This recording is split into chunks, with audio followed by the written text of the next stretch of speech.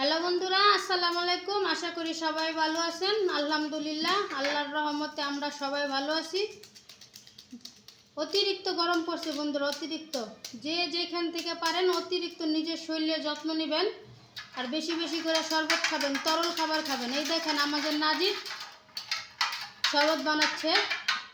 আমি নিচে গেছিলাম, নিচে থেকে আসছি, সেজন্য এখন উনি শরবত বানাইতেছে আমার জন্য।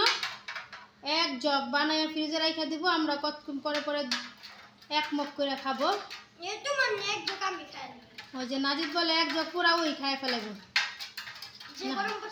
নাজিদের হালকা একটু ঠান্ডা লাগছে তো, সেজন্য কথাগুলো নাকে বাজে। এই যে কালাচান এসে চেয়ারে বসছে, দেখেন দেখেন কালাচান ওই যে চামিচের শব্দ মনে করছে, ওর লেগে দুধ বানাইতেছি, সেজন্য চেয়ারে এসে বসছে যে লাভ দিয়ে। আবার দেখে নাজিদে কি করে, কালাচান হুবু হুবু সব কিছু যা করে মিকির মতো।